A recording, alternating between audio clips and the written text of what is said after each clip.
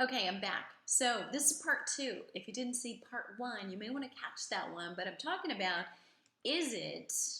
what is that the waistband doesn't fit anymore, that you've got clothes in the back of the closet that you can't really put on, or you squeeze into in the waistline, that button just won't go, right?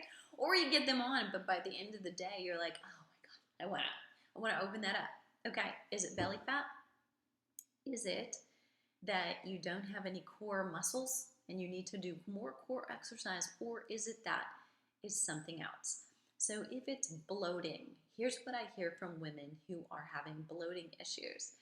They say, I look like I'm 7 months pregnant and I'm in menopause. What is going on? So maybe it's not seven for you, maybe it's four, maybe it's whatever, but you get the idea. And if you've got signs like this, it doesn't happen first thing in the morning. You get up in the morning, you feel like your stomach is fairly flat, but every time you eat or you drink something as the day goes on, the bloating gets worse and you're less and less comfortable. And you feel like if you were going to put on a slinky, sexy dress in the evening, that you really, don't love the way that it looks in the mirror or that it looks on you. Okay, so if that's you, here's what's probably happening. Our gut contains and produces a lot of hormones. And so, if you're going through midlife when you're going to go through the most dramatic, I think it's more dramatic than puberty, the most dramatic hormonal changes that you're going to go through, and they're different for all of us. So, some of you've gotten like not a 2-for-1, you've gotten 11 for 1. What I mean by that is for some women, perimenopause is like blip, never even noticed it. Lucky them, or you, if you're watching. For a lot of other women, it can last up to 11 years. And I'm sure that there is somebody who's on the anomaly side of that thinking, yeah, well, I'm in my 60s and I'm still having hot flashes, so what is that? Okay, so you got in line for something you didn't know you were in line for. But the challenge is when you're going through all those, then there's some volatility in the gut and in the enzymes that are broken down to digest. And then there's just simply age. So this would be the same for the men in your life who are also aging. And if you've got aging parents right now, or you did and they're no longer with us, then think about later in their life, in their 70s, their 80s, and then their 90s, however old that they lived, did they have more and more issues with digestion? It's very common. What is that all about? Well, probably until quote unquote recently, until the last, say, 10 years, maybe within that in functional medicine for sure, but now the rest of us are understanding a whole lot more. So as a health coach, as a personal trainer who specializes in women in menopause, in all stages of menopause, and the programming that works for them, this I know because I see it, I hear it every single day. So I am not somebody who can treat. That's not within my scope of practice, but I'm sharing the information with you because there are things that you and I can do together and walk through a blueprint so that you can test what works for me and what truly probably is the problem.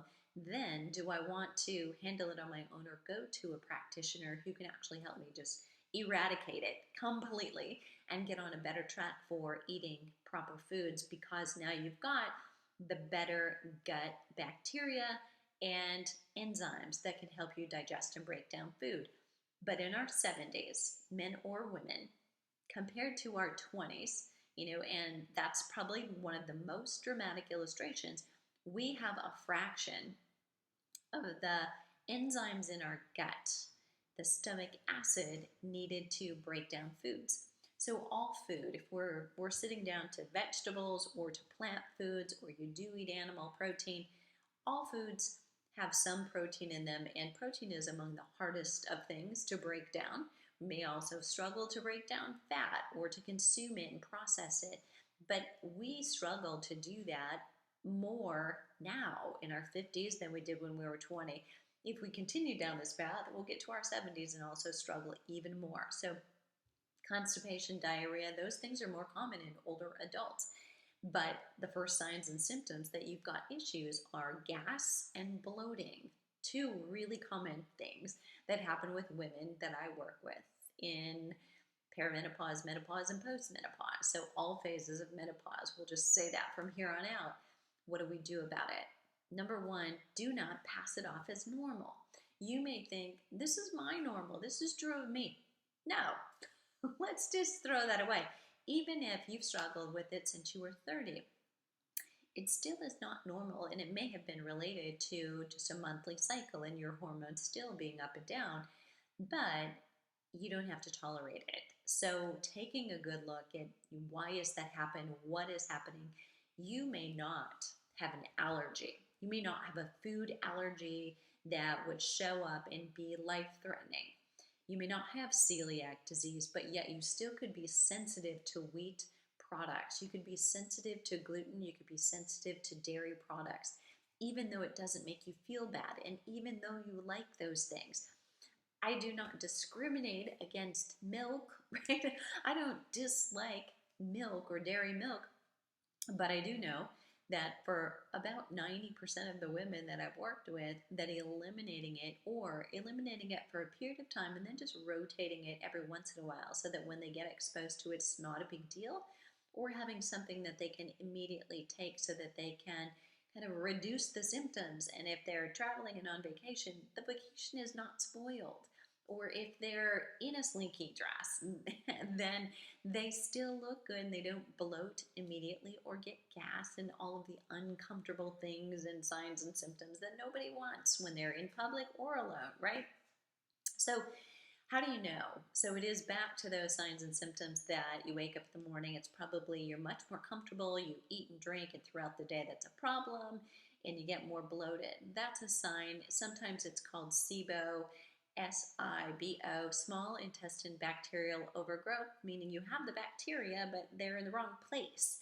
And so doctors can test that. You actually do an air test, expelling into tubes, send them off to the lab. Some docs will just use the procedure they use because they recognize and identify the signs and the symptoms, and that it's much more common for women of a specific age or phase in their life, because some women experience perimenopause in their 40s and some not until their late 50s. So you can look things up. You can Google just as well as I can. If you have more questions, you can add them below. But a lot of things that will help is avoiding those foods that are culprits. Things like dairy and wheat and gluten are high on that list, and there are about 7 other things that you may want to eliminate to test. You can do a lab test to find out if you have food sensitivities. Things won't always show up on a food sensitivity test that are causing you bloating. So do know this, that sign, that symptom that you're bloated, your stomach isn't flat, it's not the usual for you, that there's been a change, take that as that's not necessarily fat. It may feel like it is. It may feel like you don't feel good and like you feel fat. It's hard to distinguish which is which. But know that that's an immediate sign. Something's not right. Don't accept it. And continue to find a doctor who will listen to you, or a health coach or a practitioner who can help you test what's going on, whether that's testing you because your body will never lie, or it's doing a lab test that you can do. Okay, so clarity, right? So I'm going to come back full circle to the first video. So often it's, I've got an array of things going on. So maybe you do, in fact, you're responding negatively to certain foods. You've got gut issues. So internally in the gut, you've got some challenges. We need to get that fixed. And 2, potentially you do have more belly fat deposited because your stress level is higher and your hormones are not in balance anymore. That could be belly fat, insulin depositing fat here on the center, can be testosterone issues surrounding that spare tire and some of that back fat that I often hear women complain about. All of that suggests we need to get you more on an even keel. But the number one thing you can do is decrease your stress level. Figure out what that is. Do you need to sleep more? Do you need to relax more? Say no. Book yourself as an appointment, even if all that means is you close the door and you don't do anything. You do a crossword puzzle if you love them. Those things can also help.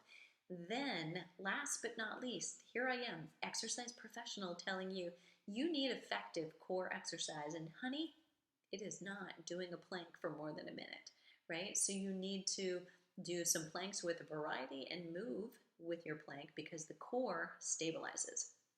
But you also rotate, you laterally flex, your back extends, and there is some forward flexion. You actually want to resist forward flexion. There are 5 exercises, and if you want to get a whole sheet and get little snips of video that will help demonstrate to you what are those exercises I should or could also be doing that I don't really know, you can log into flipping50.com/core-challenge. Listen to a really short podcast and download.